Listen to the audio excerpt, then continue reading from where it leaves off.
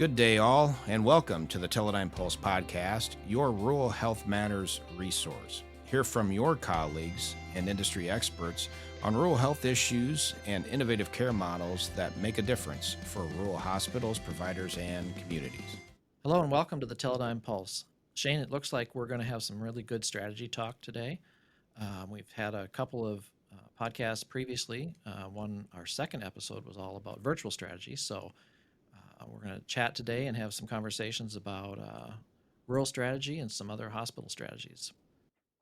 Yeah, thanks, Andy. It's a great. This is going to be a great podcast. I'm excited about this, and really honored and humbled that we have the opportunity to chat with a fellow colleague and friend, and really an expert in this area for many years, and highly respected individual in the rural markets, especially through various sectors, and excited to introduce today Mr. Todd Linden. And Todd, it's great to have you on the podcast today.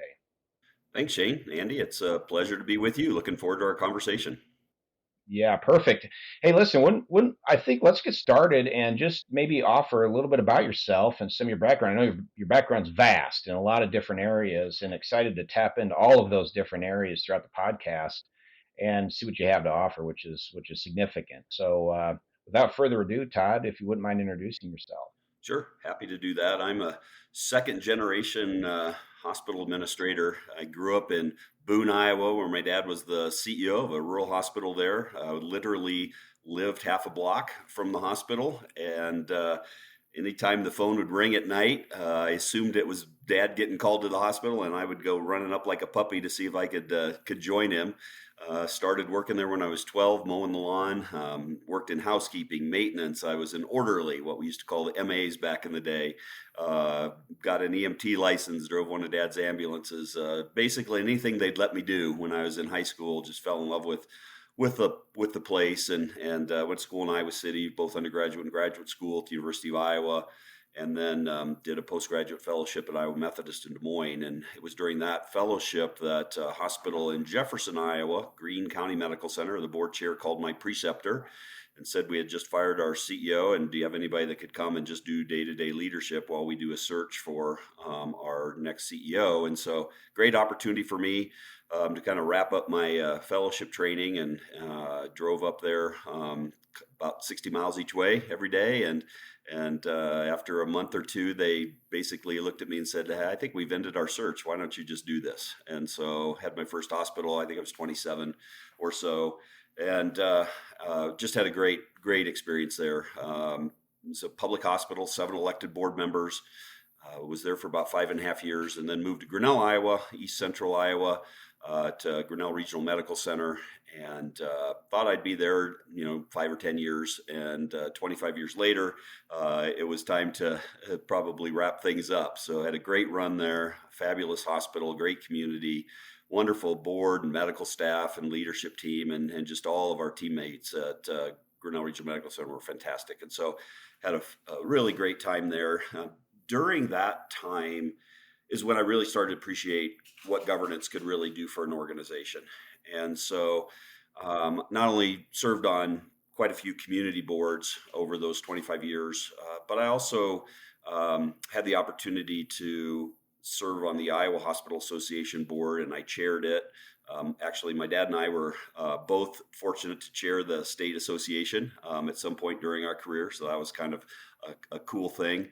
And then that led to serving on the American Hospital Association Board of Directors from 2000 to 2005, and then several of its subsidiaries over the next 10 or 15 years. I also served on the Grinnell College Board, fabulous university there in Grinnell, and that was one of the most interesting governance experiences, because there were some fantastic people that served on that board. It's a large board, 28 members, so it's not unusual for higher ed, but certainly a situation where many of their illustrious alumni served on their board. Folks like Bob Noyce, who was the co-inventor of the microchip and founder of Intel. He was friends with Steve Jobs, so he invited Steve to come be on the board.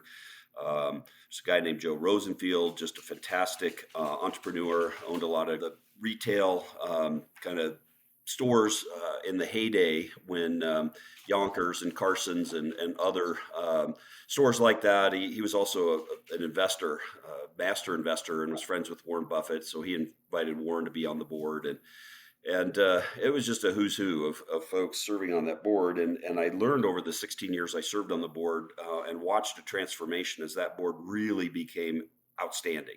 And we hired a guy named Dick Ryan to come, and Richard Ryan, and to come and embedded in our board. He was an expert on governance and spent a year with the Grinnell College Board. And I learned a great deal from Dr. Ryan and his work. And so also served on the Des Moines University Board, the Osteopathic Medical School in Des Moines, as well as the College of Public Health at the University of Iowa on their advisory board. And all of that just to say that I realized that the board could have a dramatic impact on the organization it governed.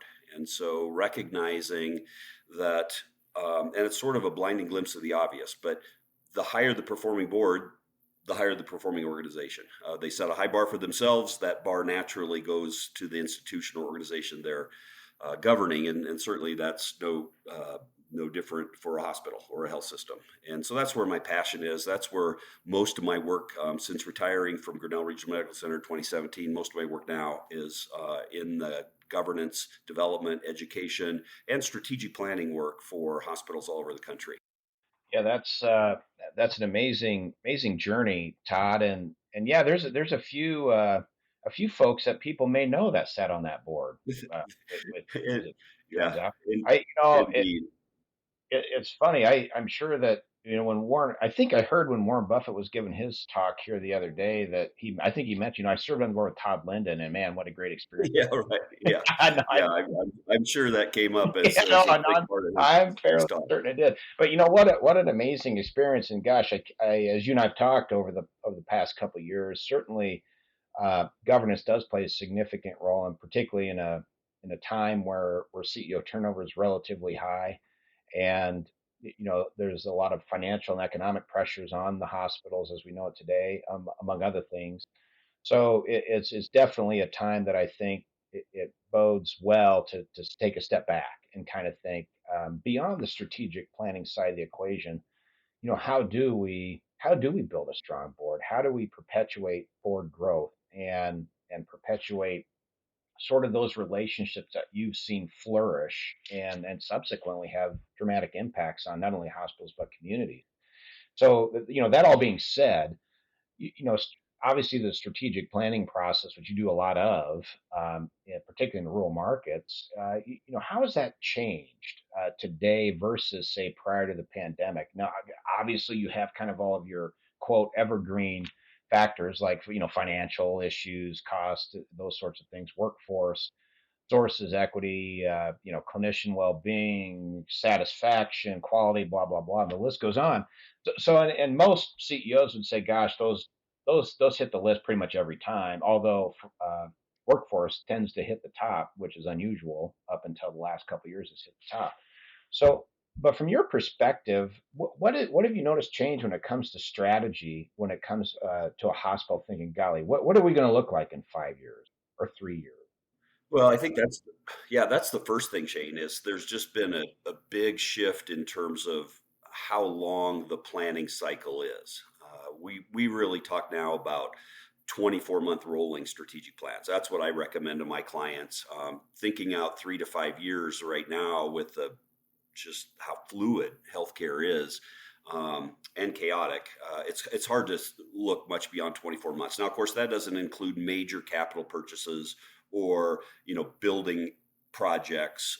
Those have a longer life cycle, obviously, in the planning process, and you need to put that in. But in terms of the strategic planning work itself, it really needs to be an evergreen process because the environment's just shifting. It almost seems daily, and some of the challenges that we're facing are do start with workforce and workforce challenges because that has a direct impact on the financial viability of the organization. Those two issues of financial sustainability and workforce are tied, and and the beyond the challenges of keeping recruitment and retention focused for most organizations, and the impact that has financially because of the pressures on salary and benefits and recruitment costs, et cetera. But the other issue is that's not the only inflationary cost for hospitals and health systems these days. And so the pressures of increased expense that largely is out of the control of most hospitals, the payments are being, are not keeping up. And so we've got this structural imbalance between the costs associated with delivering the care and the payments. This last year, we went over the tipping point. More Americans are covered by Medicare and Medicaid than all other forms of insurance. So, and we just also hit a tipping point that in Medicare, Medicare Advantage now is the dominant way that seniors in our country get their Medicare. So we've also, I think we're over 50% now of Medicare patients enrolled in Medicare Advantage plans than traditional Medicare. And because one of the ways that insurance companies make money is the spread. They get these premiums, they get the money from the government, and then they deny or delay payment, and they make, the spread, the interest on that is a big part of how insurance companies make money these days. And that has really plagued our industry the last year or two, where we've seen this big increase in Medicare Advantage. And by and large, the insurance companies look to delay or deny payment. I was just talking with a physician yesterday in an interview. I've got an upcoming strategic planning event, and I was talking to one of the board members who's a physician. And, she was just lamenting the fact that she spends an enormous amount of time on pre-authorizations, and just how that has not only sucked the joy out of the work she does, but really taking time away from patients. And I think that's just sort of indicative of kind of where we are today. So overall, I think the planning cycle has gotten shorter, and the issues are just so significant. So workforce is always an issue. Strategic viability, and sustainability is always a top issue for my clients.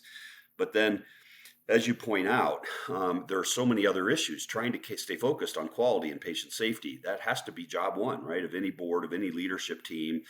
Nothing matters if you're not providing high quality care, if you're not providing safe and effective care, if you're not providing affordable care. And so, keeping that at the forefront is so important. And then the other thing just ends up being, do they have a local issue, whether it's a big facility, a renovation or a replacement project, or if they happen to have, a change going with electronic health record, for example. I managed to be 30 years as a hospital CEO and never got to experience a changeover in electronic health record. So that was why I knew it was time to retire, because Grinnell absolutely needed that. And that was part of the reason for, joining a system, was to get some support in that behemoth of an issue. But many of my clients, have that looming or are in the process of either a changeover or a major upgrade in their electronic health record. So those are the kinds of things that also, impact their planning. Yeah, golly, can't agree more. The 24-month rolling plan. In fact, I recall in a consulting strategy session that I was doing with the hospital about their strategic plan. This was about 3 years ago, where they said, "Well, we just did a 5-year one before the pandemic." I said, "Put it in the fire. It is no good. It's You got to read it. Right. It is mere kindling at this point in time. So go ahead and throw that in the fire." And yeah, the Medicare Advantage plans are definitely proliferated over the last few years, and is definitely it's almost a taboo word to say out there in the markets when you bring up that term. A lot of pain associated with that, unfortunately. So definitely agree with you on all those points. In terms of the planning process, and I can't agree more in terms of the rolling average, particularly in the technology side of the equation. Of course, you have AI associated involvement now, among other things, various machine learning strategies, but it is evolving so fast that it's difficult really to stay ahead and try to make appropriate decisions in terms of what type of technology should you use, what type of strategies should you use, and um, how do you avoid bringing in multiple pieces of technology and vendors, more of a tech stacking strategy, which hasn't really been thought of, I would say, in any sort of ubiquitous way. It's been discussed in the past, but how do you see, with all of that being said and the technology where it's at today and the evolution of that and virtual care strategies that have bled into many ancillary support components as well as AI? How do you see that what type of factors does that bring to the table in terms of a strategic planning initiative from your perspective? Well, there's a couple of key things to think about, and it starts with, frankly, the disruptors, right? So we've got Amazon, Microsoft, all these large organizations, and let's just talk about Amazon for an example. Obviously, we spend almost $5 trillion a year in healthcare in our country. And companies like Amazon are looking to see what portion of that dollar can they, point their way. And using virtual care as one of their primary strategies, it started, of course, with just the delivery of goods and services that people need, in terms of consumables around their daily healthcare needs. That's where it started. But then clearly, Amazon saw that there were huge opportunities in pharmacies and pharmaceuticals, and in terms of being a virtual pharmacy, and then thinking about direct care. And so if you're a Prime member, obviously a couple of clicks and you can have a primary care visit on your phone. And so it really starts with just thinking a little bit, especially for rural hospitals, with much of their bread and butter being primary care, primary care, people coming and seeing their primary care providers, and then the ancillary services that go with just routine care. That's at risk as companies look to really take advantage of the opportunity. And the pandemic, of course, had a big impact. If you had asked me whether my 91-year-old father would get, who was a retired hospital administrator, whether he would get care on my mom's smartphone, I would have bet a ton of money prior to the pandemic that was not going to happen.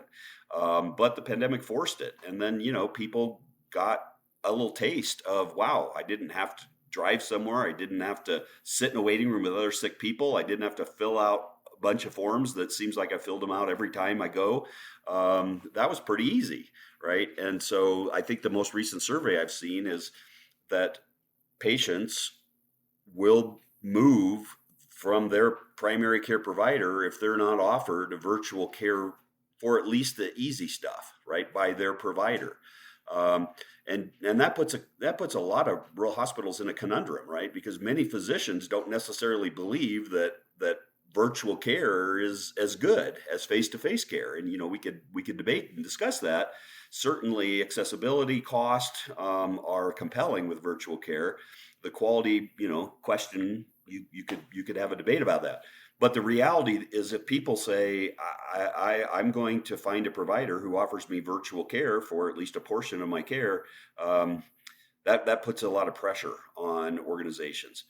Now, so it sort of starts with all of that. I think the other issue that's important for organizations to consider then is how to use virtual care to their advantage, right? So how do you bring resources to a community that might be isolated from a geography standpoint or may not have the population base to be able to support a particular specialty, right?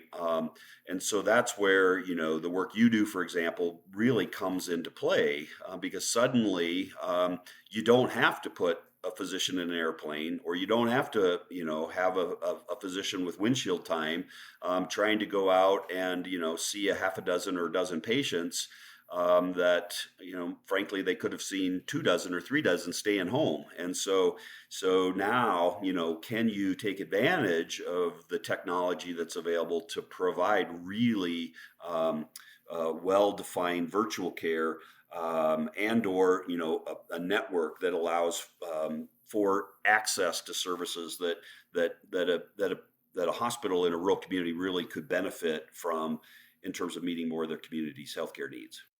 Yeah, I absolutely appreciate your take on that, and certainly, a lot of the virtual strategy discussions that we have with hospitals is around, uh, the virtual first mentality or model, and there's a lot of variability in the definition of virtual first, and who's providing that. And to your point, even though we've set up a handful of primary care providers in various rural communities to provide their own virtual primary care, we do run into, particularly in rural markets, a fair amount of physicians that are reluctant to go down that road, or they don't feel like it's adequate care, or they feel it's substandard care or not high quality. And my response to them is really two things. One, eh, it's really not up to you to decide that. It's up to the patient, and the patient's going to decide, is it adequate?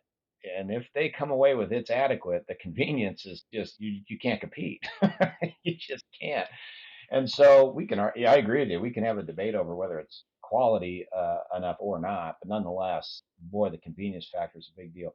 The other piece on that, you mentioned Amazon, but there's a significant push in the payer sector too, where we have definitely seen a lot of the a lot of the payers sort of masquerading as providers or vice versa, and sometimes it's hard to tell the difference in some cases. But boy, there's definitely this absolute forecast on development of these ecosystems where patients will be doctoring in these virtual ecosystems that the local hospitals have no idea about. Without it. In fact, we have a podcast I'll be coming up here soon just on that topic. But it's absolutely, I agree with you 100%. It's definitely a key point of discussion. And what do you do about that? And how do you plan to make sure that your staff can compete with that front versus being left behind? Yeah, one of the things we haven't talked about is just the impact that the change from a fee for service based approach ultimately to more of a value based or risk based care model. And so we're seeing companies like Optum, for example, now the largest employer of primary care in the country with 90,000 physicians. They're banking on the fact that we're going to continue to shift to a risk-based payment model, and that's why a company like United is making those kinds of investments. And again, that's going to be largely a virtual-based approach because of the efficiency and costs associated with it, and being able, if you're moving to a value-based system, and you're going to get paid based on keeping people healthy and keeping people well, as that's going to again impact rural healthcare. And so understanding the implications and frankly, it's all about scale for them, right? I mean, 90,000 physicians is a lot, and they're just getting started. And so that's the other issue for a lot of rural providers is the scale issue, whether it's having enough scale to appropriately negotiate on supplies and other products that they need in order to deliver care, or whether it's having the scale to be able to take risk, or the scale to be able to influence payment contracts. And so we talk a lot. I'm pretty agnostic about whether a hospital or a health system stays independent, so to speak, or whether they partner or work with a larger organization. That's really not the issue. Sometimes people are just, independence is like the holy grail for them, and that's really not the question. The question is, what's the best way to deliver high quality, affordable care in your community? If it's independence, fantastic. If it's partnered with other hospitals or being part of a system, great. The point is, have you looked at all of your options? Have you studied all your options? Do you know the pros and cons of each option so that you're making an informed decision about how to continue your mission, not whether you should be independent or not? And so that's really the other issue that I see a lot of hospitals wrestling with these days. You don't want to give up that local control. That's AKA independence. I want to be able to control the decisions locally. And so obviously, if you're a hospital that is doing really well in terms of your mission and your financials, you don't particularly need to be part of something else. That's one thing, but until you don't, right? Until you're in a position where now we need help.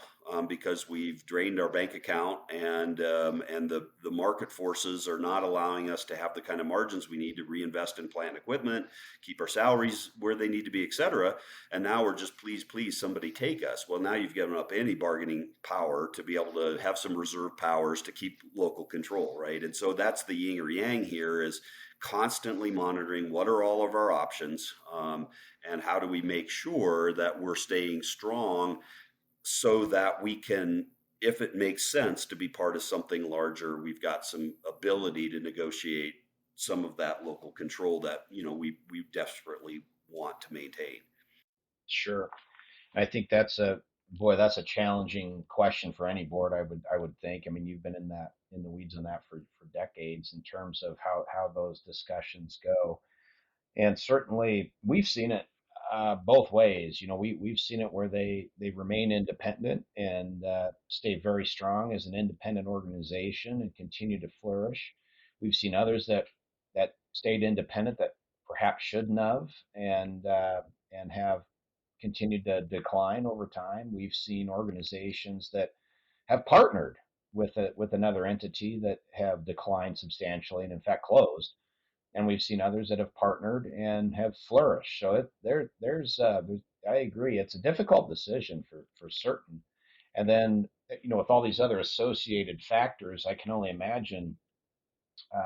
Having been in healthcare for 30 years, I can only imagine an individual that comes to the board and they've been on the board for a year, and they're a farmer or a banker or a who knows what, but you know getting onto a hospital board is essentially like trying to learn Hebrew overnight in terms of all the intricacies of healthcare, and then to have a vote to decide, do you merge, partner?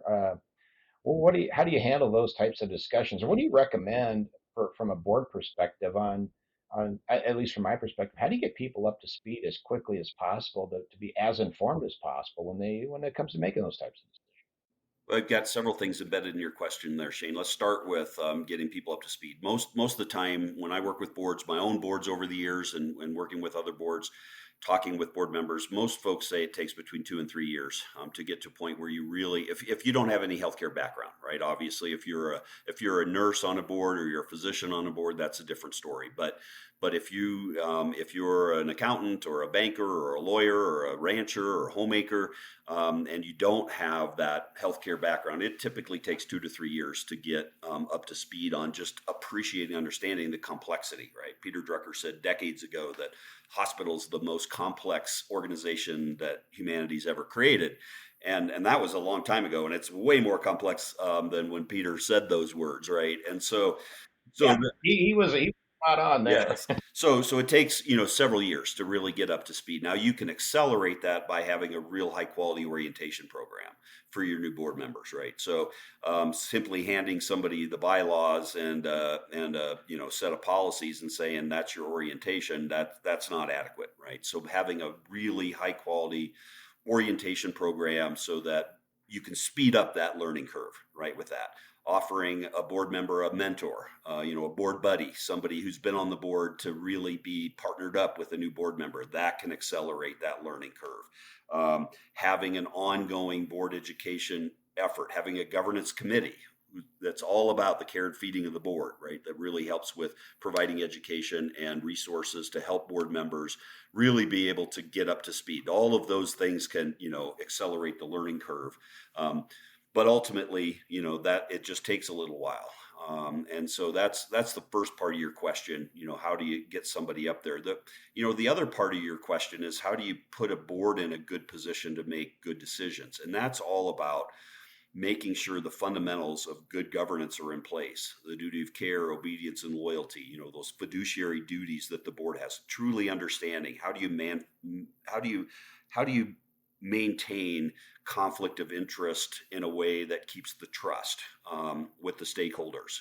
How do you make sure that you have all the information to make a good decision? That's the duty of care. You're being careful and thoughtful in your decision making.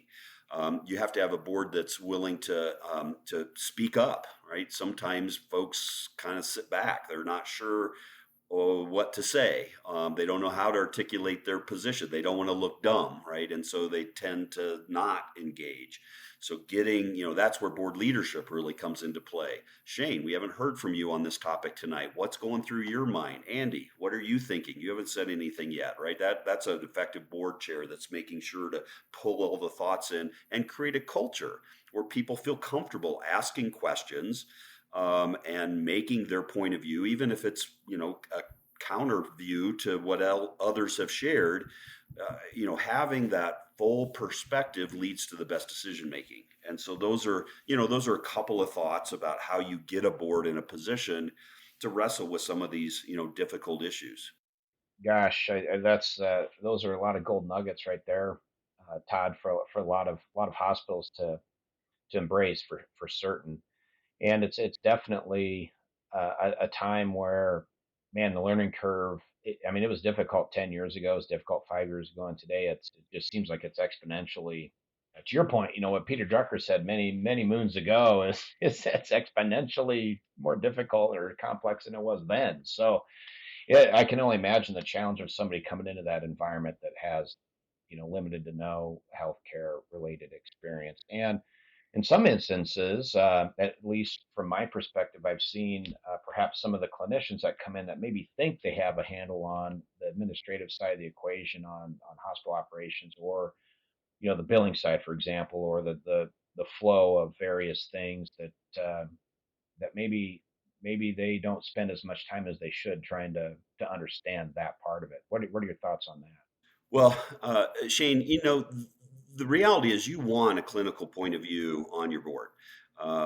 Now, some organizations, especially public hospitals, where the board members are elected or appointed by the county board of supervisors or county commissioners, don't have as much control over who serves on their board. But, in Grinnell, we had typically about 25% of our board members had a clinical background. They were a nurse, they were a physician, they were a pharmacist, they were a PA. And having that clinical point of view is important.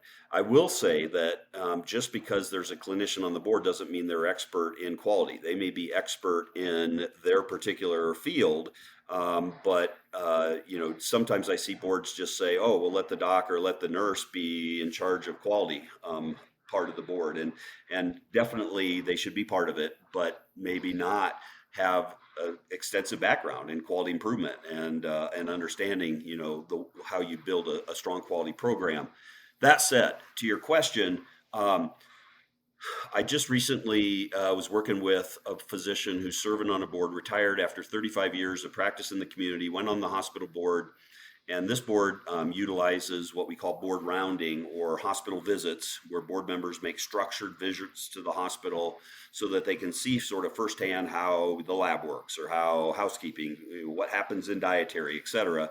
And this particular physician, I wrote an article on this whole idea of board visits and how to do it and do it well and not undermine the leadership of the organization when you're doing it.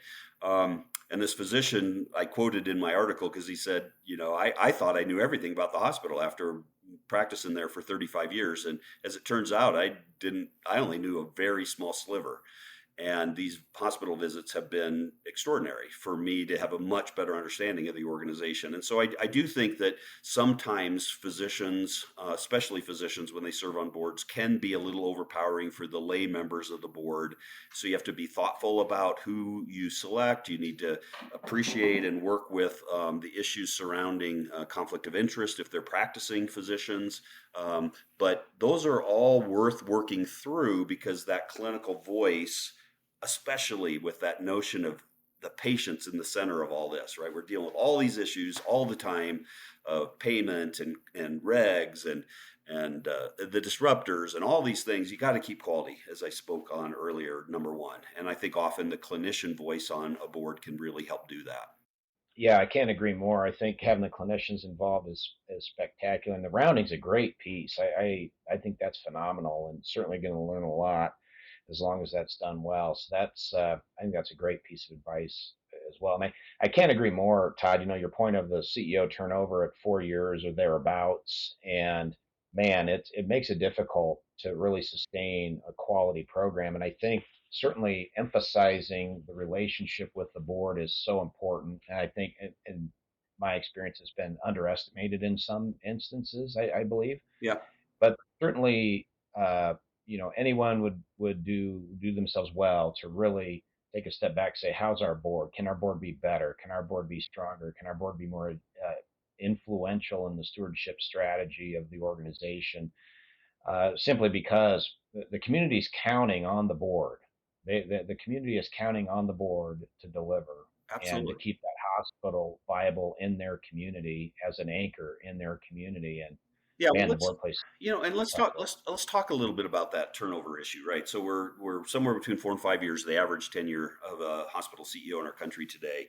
Um, and some institutions I work with have had 3, 4, 5 CEOs in the last decade, right? And so you just can't get any continuity. You can't get any real um, you can't instill the sort of culture you're looking for, or really make a good effort on building a team that's going to really perform right over time if you've got that kind of turnover in the C-suite. And I do think that the board plays an important role in that. So Becker's just reported that CEO turnover was up 42% between 2022 and 2023, and and and ultimately, um, great CEOs want to work for great boards. I know it sounds sort of like an obvious, but when boards actually think about, part of their job is to ensure CEO success, and I use that word intentionally, ensure CEO success. That means guiding, supporting, evaluating, doing the not just the recruiting and then stepping back, but literally the care and feeding of the CEO. And that relationship between the board and the CEO is so critical to that issue of turnover. Right, I'm a perfect example. I stayed in Grinnell for 25 years because I worked for an awesome board, a board that constantly worked at getting better. Every time I looked at another job as a possibility, I would start with, is this board going to be the kind of board I want to work for? Because I'm working for a really good one right now. And the life of a CEO ebbs and flows based on the board. If the board's of really high quality and you take that off the list of all the other challenges, issues you got to deal with as a CEO, that has a big impact. And so I do think it's incredibly important for boards to think about that relationship with the C-suite. What's the appropriate level of oversight do we need? But then how do we be a strategic partner? How do we be a generative partner in bringing the collective wisdom of the room, to bear? And how do we support our CEO in a way that allows them to be successful? Yeah, that's excellent stuff. And gosh, can't agree more. That's perfect.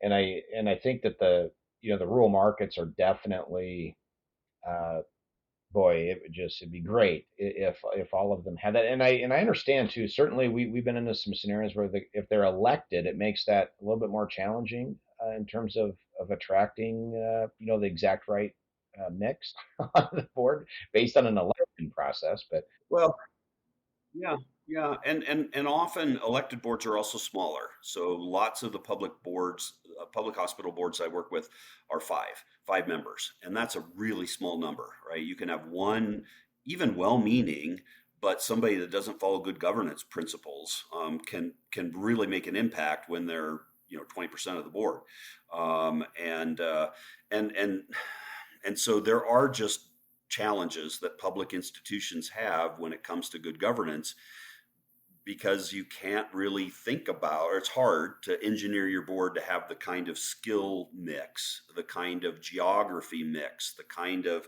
gender or race or ethnicity mix that ideally you'd like to have. And so that's just an added burden that public hospitals have when they think about their governance. That doesn't mean that a public board can't be extraordinary. I'm working with some that absolutely are extraordinary, but they have to really think about, how do you attract and get people to either run if they're elected, or how do you work with the county board of supervisors to partner in identifying people that would really bring the right kind of stuff to the yeah, board. Yeah, for certain. For certain. So yeah, again, great insight. Any board would really benefit from having you involved in discussing the strategy plan and just governance strategy as a whole, and what they can learn from you is really amazing. And obviously, I mean, at the end of the day, the proof's really right in front of you. I mean, to your point, you stayed at Grinnell for 25 years simply because of the board, by and large, even though there was a lot of opportunities. And I don't know if there's a bona fide study out there, Todd, in terms of stress levels with CEOs that are functioning with dysfunctional boards, but I have to imagine that the anxiety level, regardless of the pay, may not be worth it may not be worth the salary at the end of the day if the board's a major problem for you. I would guess. Yeah, no doubt. I mean, the field's got lots of examples of situations where the board has really created an untenable situation for the CEO, and if a if a if a board or a hospital has significant CEO turnover, you got to start by looking in the mirror and saying, okay, as a board, what are we doing to either contribute to that, or what can we do to mitigate this turnover? And there are other circumstances. There can be issues of spousal employment and geography and kids' needs and things that lead to turnover. But if you've got 7, 8, 9 CEOs over a 10 or 15-year period, you got to say, hey, what's the governance role here contributing to that level of turnover? Right. Oh gosh, can't agree more. At least check the mirror and see what the mirror is telling you. That's part of that process. Maybe we do have an impact in this significant turnover rate. Let's switch gears here just for a minute in terms of from a board perspective, and as they're contemplating, or as the administrators contemplating a virtual care strategy and deployment of a lot of these new technologies and virtual care services throughout their organizations, and in some cases even in the home today. And as you bring that type of discussion to the board, which in some cases may be a fruitful debate across the board. But what are your thoughts as a former executive and then a board governance strategist when those types of conversations come to the board, and what how do you recommend going about that type of conversation? What do you look for? Well, it starts with education. Sometimes folks are either a little isolated because of the rural nature of their service area. It could be more frontier. The day-to-day focus is there, and so sometimes it starts with just education. What's going on out there in terms of virtual care and delivery of care? You mentioned at home. I mean, the reality is now that technology's come a long way. We can for a lot of patients keep them in their home, even at the skilled level, right? Because of the monitoring equipment and other technology that's available. So thinking through what impact are those things going to have, it really starts with education. What's even going on, and so making sure that you're keeping up to date is the first step. Once you've done that, once you've got a board that's really that really understands what the needs are of their community, and they understand what's possible with virtual care. Now you can start having some of the discussions of what does it look like for us to deploy some of this? Who could we partner with? What are going to be the benefits of doing this? Is our community going to embrace it? Lots of times there's an assumption that especially older Americans are not going to like virtual care. And the studies show that's absolutely not the case.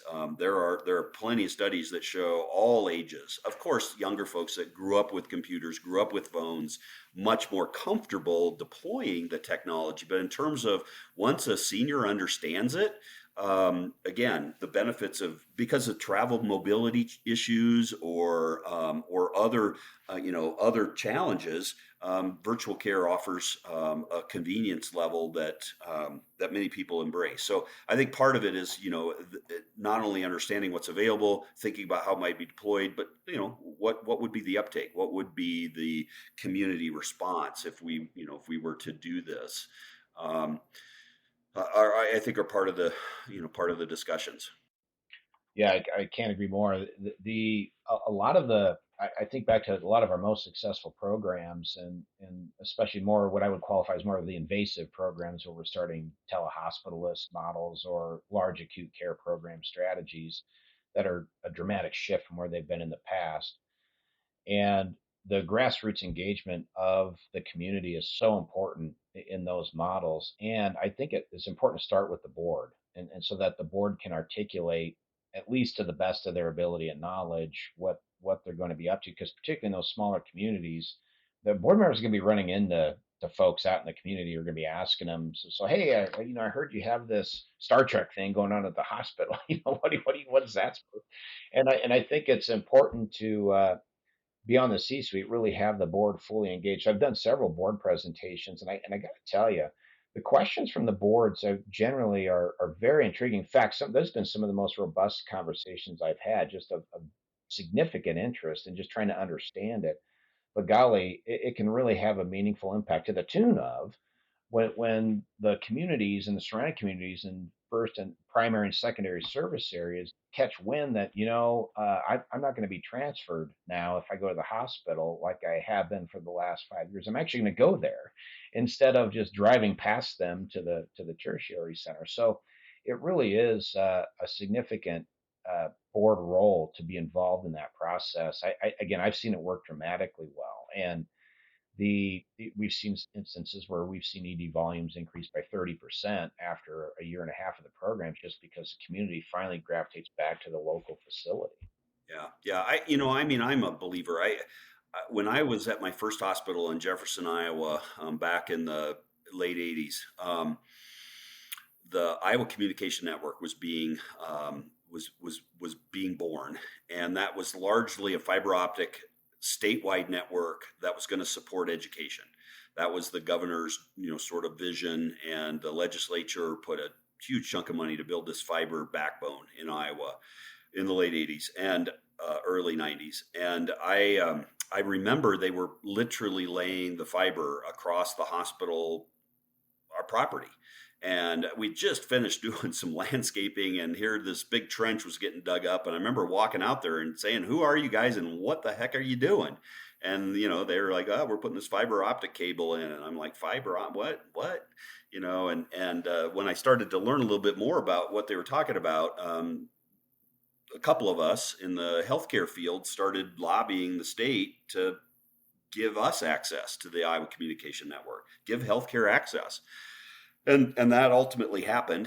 And, and we started early on, just, okay, well, what could we do here? And there was just lots of store and forward stuff at the time, but ultimately the technology was, hey, we could have a cardiologist on one end, and an internist or a family physician on our end, and have this consultation, right? So early on, I was like, well, that's awesome. If we can bring that level of specialty to our community, I'm all for that, because to your point, people don't have to travel. They don't even have to bypass a local place if they need some care that we can't directly offer. And then that moved to, when I was in Grinnell, gosh, we had an EICU, electronic ICU. So, we had a handful of internists that took care of our sickest patients, and some of our surgeons that took care of our sickest patients.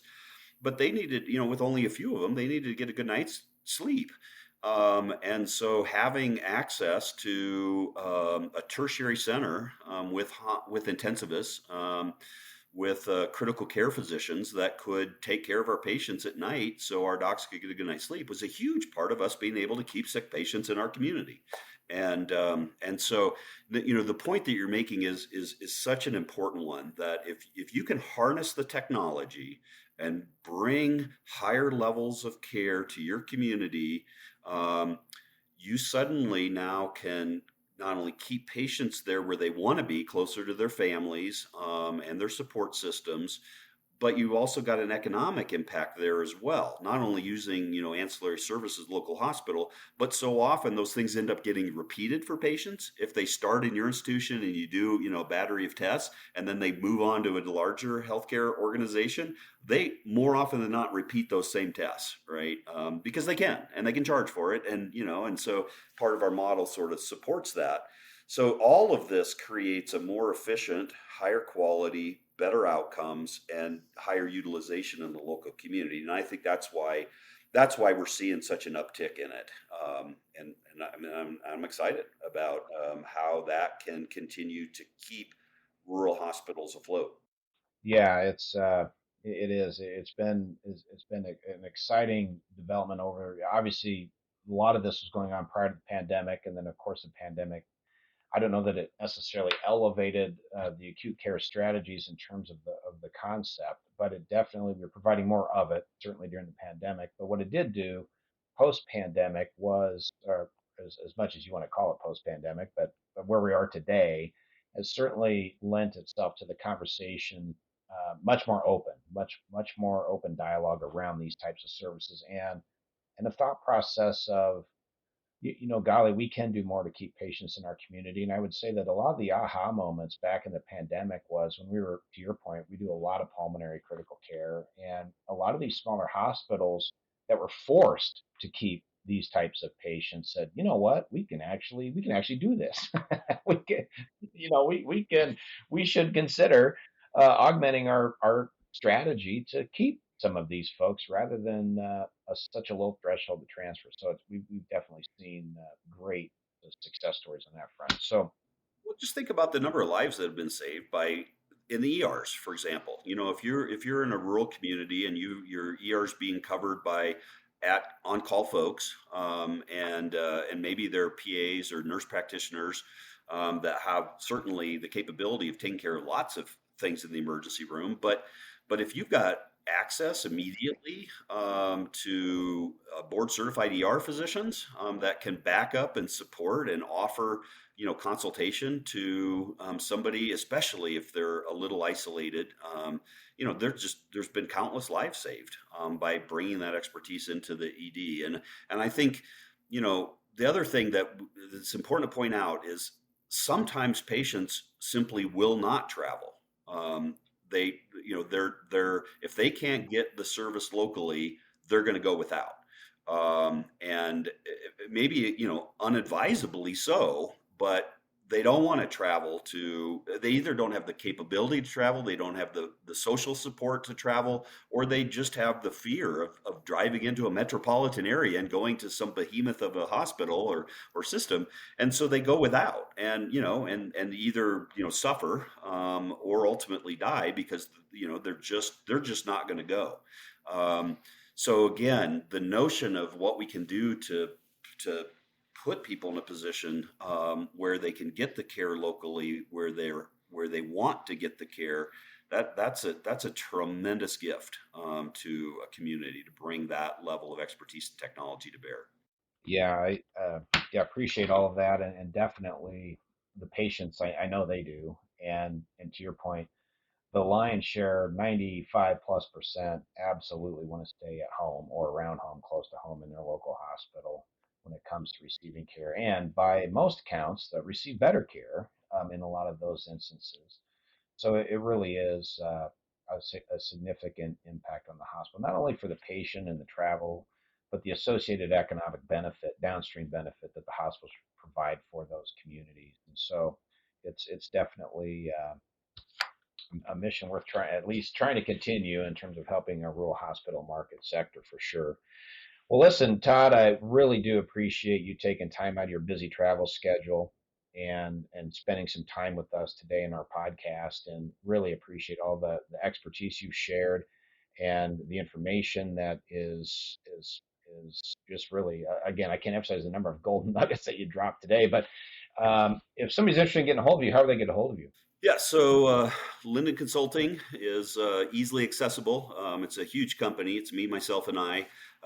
We often, disagree. Occasionally, we come to a consensus on a topic. But my phone number is 641-990-0100, 641-990-0100, and my email address is tlinden@lconsult.org. Well, perfect. Well, thanks again, Todd. And we've got through this whole podcast without referencing number one, you don't have a Hawkeye shirt on, which is impressive. But Yeah, we didn't bring up the Hawkeye issue here throughout the podcast. So we got through all of this without talking Hawkeye Husker stuff. So again, really appreciate you having you on the podcast. Yeah, it's a pleasure, Shane. Andy, thanks so much for the opportunity to visit with you. And yeah, appreciate all that Teledigm Health does to help support rural healthcare. It's a pleasure doing work with you. We would like to thank you for joining us today. Our promise to you, the listener, you will be inspired or at a minimum find value in the information shared in this podcast. Please offer a comment or offer feedback so that we can improve this podcast and better meet your needs.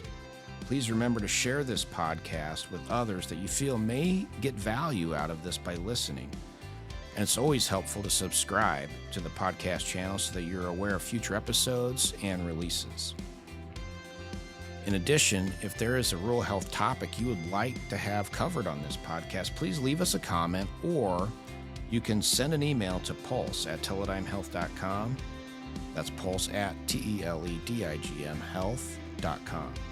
For more information or general inquiries, please visit teledigmhealth.com.